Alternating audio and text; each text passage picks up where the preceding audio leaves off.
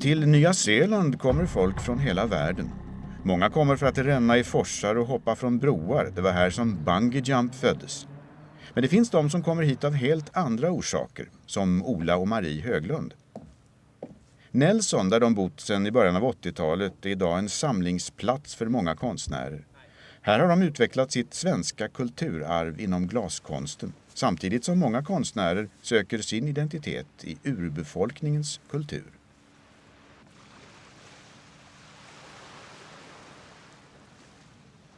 Det är lätt att leva på Nya Zeeland. Vi trivs bra här helt enkelt. Och sen i och med att vi har börjat med den här verksamheten som vi känner att vi måste fortsätta att göra färdig på något vis.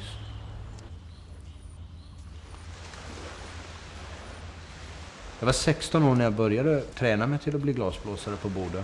Och sen tog ju det rätt många år att lära sig det här. Och jag menar, håller på fortfarande att lära mig. Det tar ju hela livet och man är ändå inte lärd riktigt.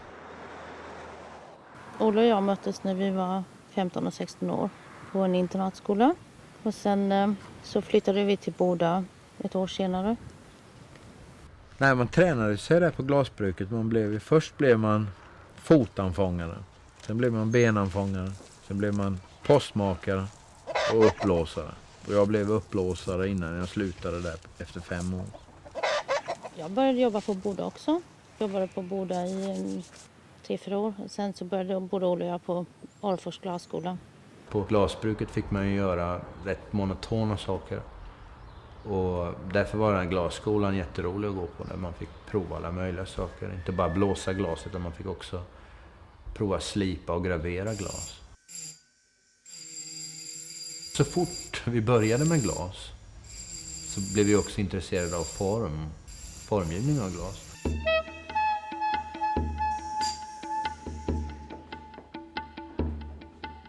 I Nelson har man satsat mycket på kultur och man anordnar stora kulturella tillställningar som många av stans invånare deltar i. Wearable Art, eller bärbar konst, är idag en återkommande folkfest som drar besökare från många länder.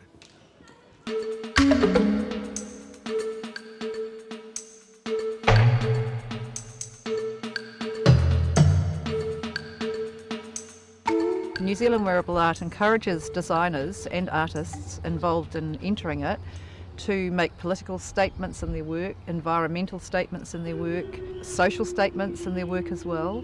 And there was certainly like our recycle redress section, which is to do with keeping our environment clean, people using all sorts of rubbish to create things of beauty.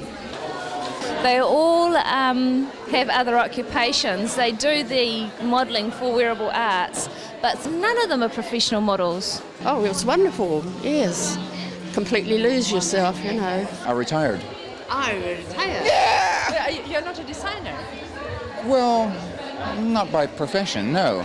Hey, if Donna Versace wants to come by, hello! But otherwise, no, I just do this for fun. The concept is to take art off the wall and to actually put it on the moving body on a catwalk in the form of a show. The show is more than just a fashion show or more than just an art show, I suppose. It encompasses drama, theatre, lighting, dance. We have all ages of models involved in the show, from very young children. I think the youngest child we had this year was about 6 years old, and our oldest model was 81. Liksom de flesta etniska kulturer i världen kräver också maorerna att få behålla sin kulturella identitet och själva forma sin framtid. Right now I am standing on the exact spot where Captain James Cook arrived in Poverty Bay. This James Cook arrived here in 1769, but my ancestors arrived here long before that. Kyomo! To walk up here! The Maoris came here about 1,000 years ago. And they came by canoe all the way from there, from Hawaii to here. Kokiri, kokiri, rite, korite, orete, orete, etoa. Apparently they were great navigators. They go by the stars. Yeah, and by the taste of the water too. The water tastes different in other areas. Toki, toki. They landed here and they started to build their houses here.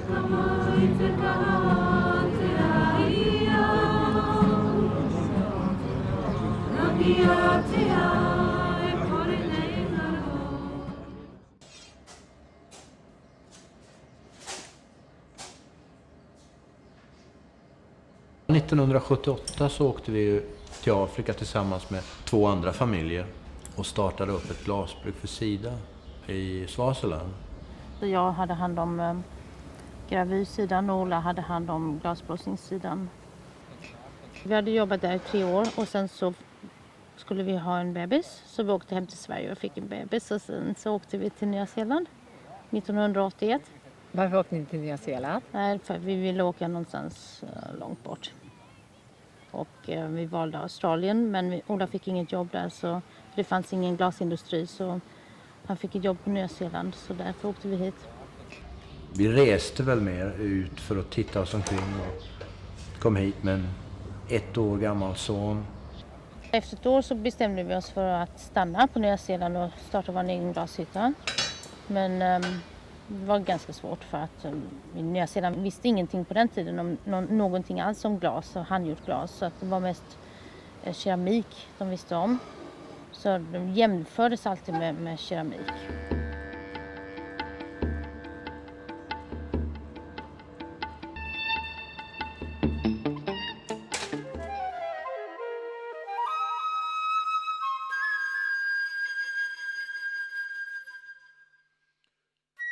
I think the most important is to have a sustainable cultural tourism industry and as artists we're very conscious of the impacts on our environment and I know that artists for generations here have been guardians, you know, they're very concerned that we do not wreck this beautiful place and we can pass it on to the next generation.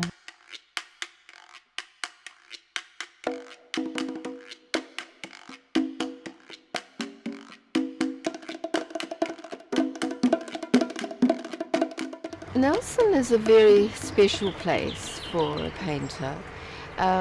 One, we have this incredible light. I mean, if you're a purist for colour, the light is amazing. The light somehow gives a total vitality to the colours, and that in itself is very inspirational.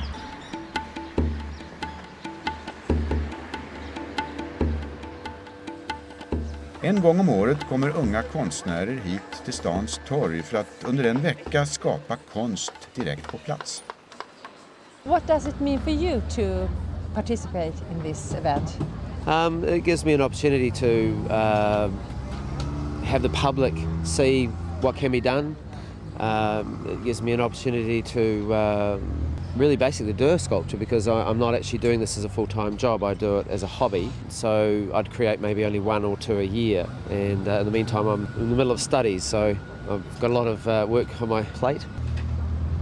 I think it's wonderful that that we can have contact as artists who are quite separate in their work.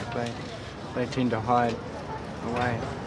And coming to an event like this, we get together and get to talk to one another about each other's work and get to feed off the public, having contact with the people who appreciate the work.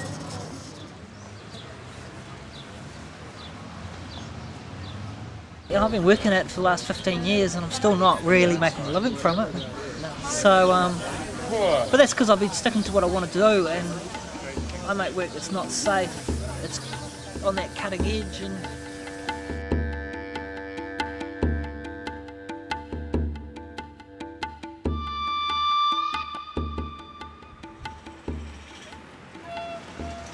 the artist family in Nelson is very much part of the cultural scene and it's very much part of Nelson.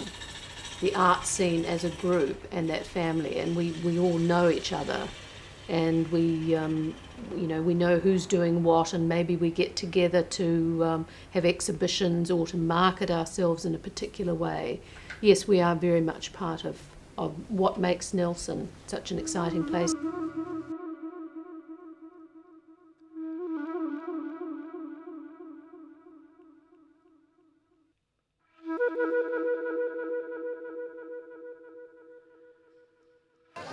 It's very exciting, and you feel pretty privileged, seeing as a lot of people auditioned for the kids section, and not very many people got in. I'm a phoenix bird, and I have to do bird movements. The winner of the children's section, it was to do with the suffering of the children of Bosnia, the sadness of war, and that children here in New Zealand are very aware of the suffering in the world, and I think it was a beautiful statement that they made in that garment.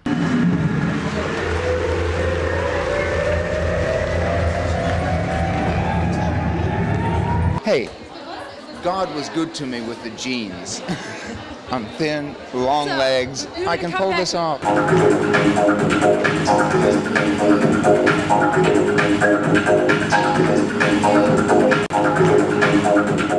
We have done 2 international trips with Wearable Arts to Singapore and Bangkok. We now receive entries from all over the world, from Italy, from France, Germany, the UK, Australia, Singapore, and the Pacific Islands this year. In fact, this year the winner of the Bazaar Bra was from London.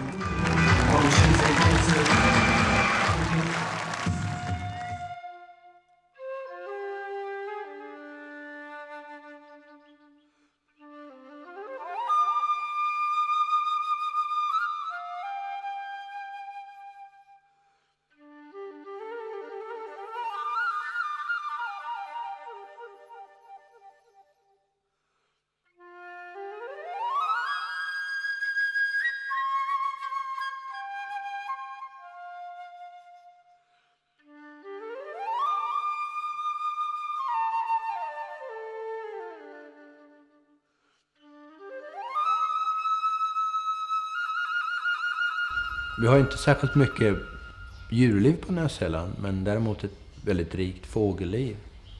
Och det finns så mycket fina omgivningar här, särskilt runt Nelson. Vi har havet och vi kan åka skidor om vi vill på vintern. Det tar 2 timmar till skidfältet och bra fiske. Varje morgon så går vi ner till hönsgården och plockar färska ägg som vi kan sedan använda i kaféet för vår bakning. Så vi har alltid färska ägg varje morgon. När jag först kom till Nya Zeeland så hade jag inte med mig min vävstol, och då så passade jag på att lära mig att spinna och karda ull. Och sen så blev jag intresserad av ullen då, så nu har vi våra egna får som vi kardar och spinner och stickar av.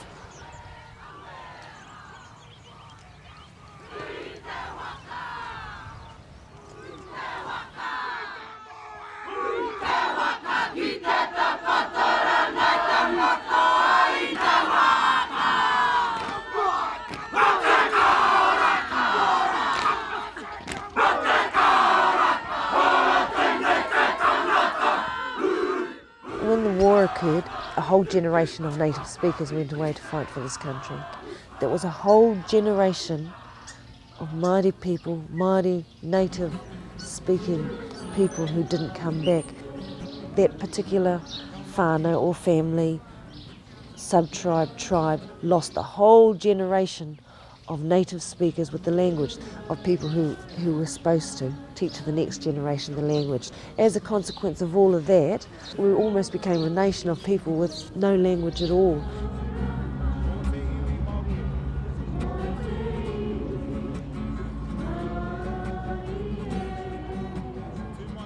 Maoris have never been subjected to slavery because they have this very passion, this strong spirit of energy which has always flowed through them and they would never become slaves of any other person or any other nationality, because we are the guardians of the energy of the Pacific, and the spirit that rises in us, even as women, is that force, that energy which enables us to still exist without being kept underneath. The Maori culture of New Zealand put together an exhibition that travelled to America, and I think this exhibition was a turning point in the mana of Maori culture, in that it was really recognised outside New Zealand, and it gave the Maori people a wonderful boost and a great sense of pride. And this has triggered in New Zealand, I believe, an awakening of our ethnic culture, because we are now working towards biculturalism politically and steadfastly, setting to rights the damages that were done to the Maori people when New Zealand was colonised. And New Zealand has recognised that we are a Pacific nation, and our neighbours are Polynesian, the Tongans and Samoans and the Maoris. And I feel very strongly that this will endorse New Zealand's identity in the eyes of the world and to us as a people.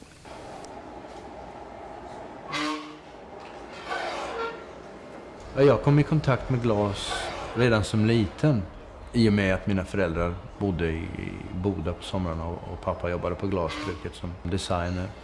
Och på det viset fick vi då se glasblåsning väldigt tidigt, och jag bestämde redan tidigt att det här vill jag göra när jag blir stor. Och så det var egentligen inga problem när jag växte upp vad jag skulle bli, utan jag visste att jag skulle bli glasblåsare.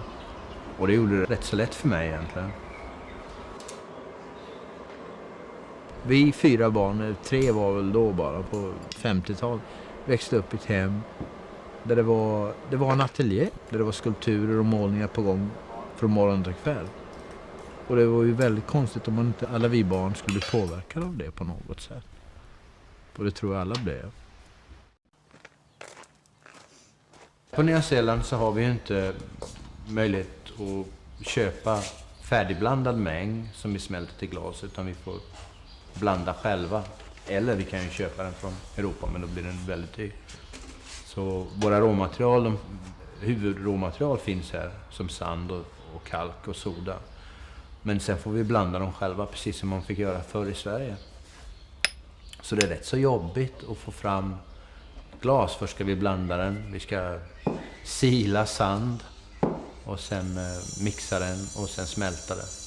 Så i och med att vi tog hit det här svenska sättet att släppa in besökare i hytterna, och när vi gjorde det här, så har vi väl bidragit till att folk har fått upp ögonen och fått ett intresse för glas som de kanske inte hade haft om vi inte hade gjort det. Vad som fascinerar folk som kommer in och tittar när vi jobbar är ju att vi har såna enkla verktyg som egentligen inte har ändrats särskilt mycket på 2000 år. Vi har ett rör som vi blåser i, pipan, och sen har vi tänger och saxar och blött tidningspapper som vi formar glaset med.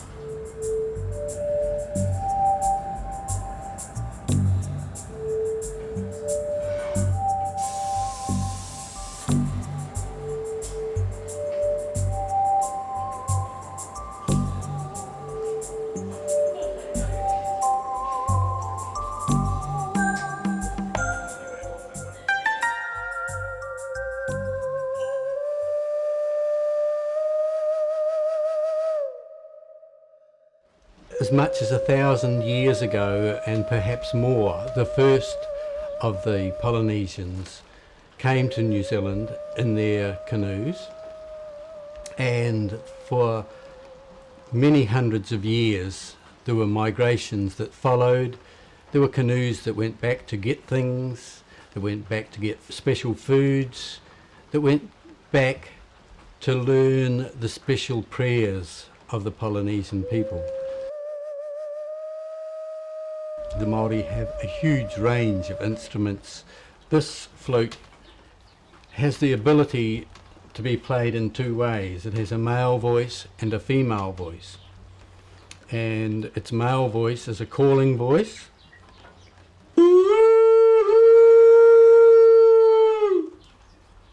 and its female voice.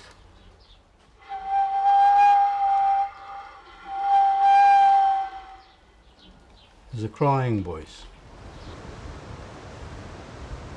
We believe that we have to be in harmony with our environment. Water is the sustenance of life. The sun is our main focus, our main source of energy.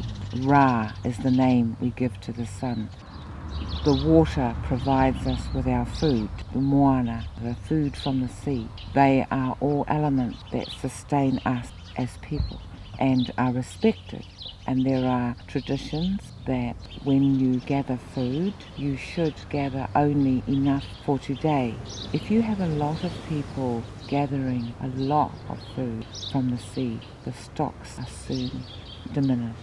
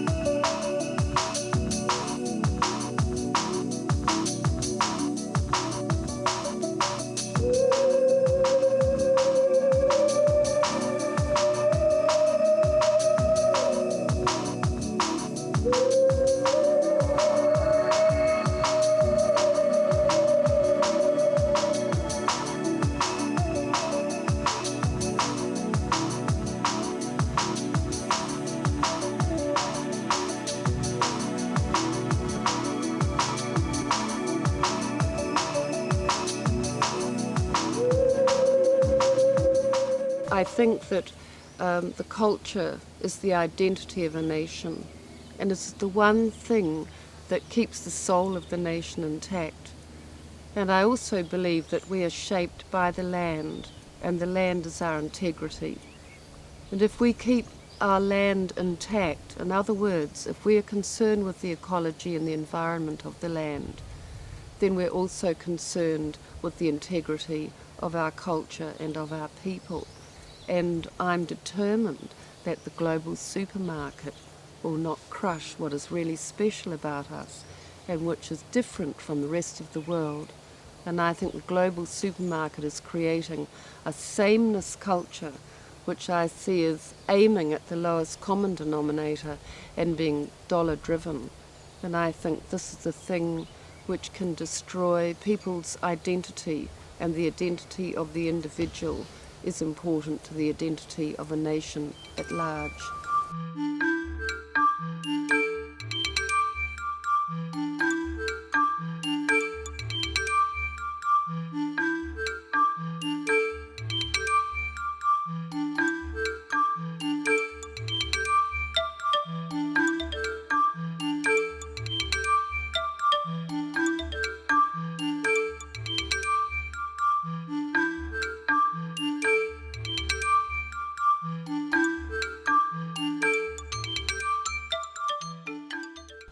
Jag ser det här och har gjort hela tiden som en utmaning, för det är så pass svårt.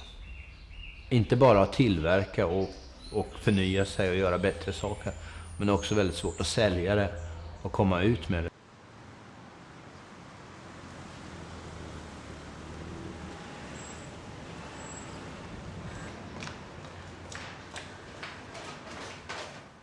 The reason why I picked up on their glass was, for me, it's the best combination between their Swedish heritage, their style and their design, with the South Pacific feeling of the combination of colours and the slightly freer form and approach to use of form and design and colour.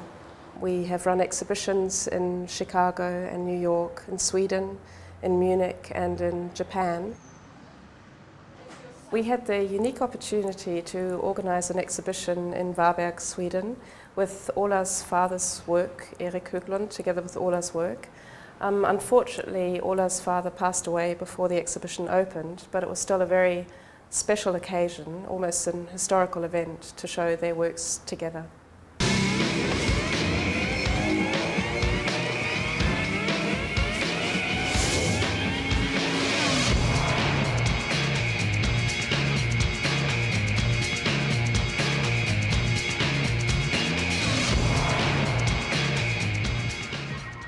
I'm a great believer that everybody is creative, but not everybody has had the opportunity to explore that side of their being. And I think wearable art encourages that in people. You know, a lot of people coming to the show that have never explored that side go away inspired to create something for the show next year. And I would like to see wearable art on a world scale. I imagine all the cultures of the world together on one stage. What a colourful and positive occasion that would be. So that's my dream, to have regional finals. Every country has a wearable art show that culminates in this fantastic, explosive theatre, art, everything combined.